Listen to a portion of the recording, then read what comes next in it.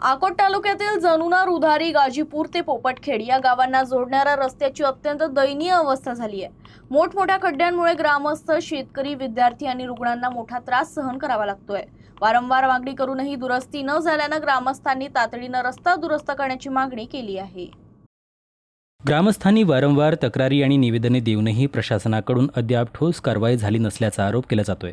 4 ते 5 गावांना जोडणारा हा महत्त्वाचा मार्ग वर्षानुवर्षे दुर्लक्षित राहिल्यानं नागरिकांना मोठा त्रास सहन करावा लागतोय। शेतकरी, विद्यार्थी, महिला तसेच रुग्णांना जीव मुठीत धरून प्रवास करावा लागत आहे।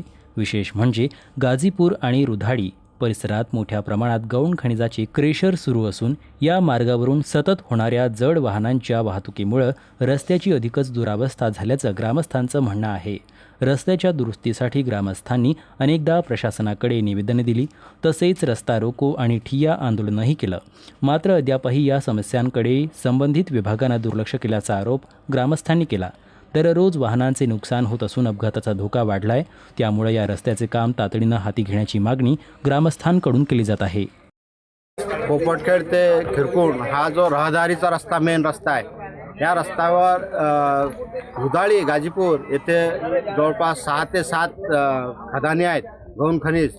या गौण खनिजच्या माध्यमातून इथून मोठमोठे ट्रक चालत असतात आणि या ट्रकमुळे हा जो रुधाळी ते पोपटखेड रस्ता अत्यंत खराब झालेला आहे। या रस्त्यावर कमीत कमी 3 ते 3.5 फुटाचे खड्डे पडलेले आहेत, मोठमोठे खड्डे आहेत। इतके मोठे खड्डे आहेत की त्यातून ॲम्ब्युलन्ससुद्धा जाऊ शकत नाही आणि कोणत्याही प्रकारची स्कूल बस किंवा ॲम्ब्युलन्स या रस्त्यावरून येत नाही। अशा प्रकारची खूप दुरावस्था झालेली आहे।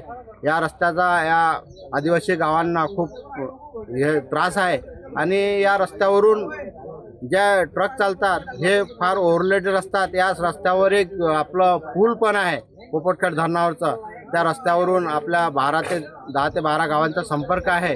डेलीचा रहदारी रस्ता आहे आणि या ओव्हरलोडमुळे 10 टनाच्या ऐवजी या ट्रकची क्षमता 30 ते 40 टन आहे।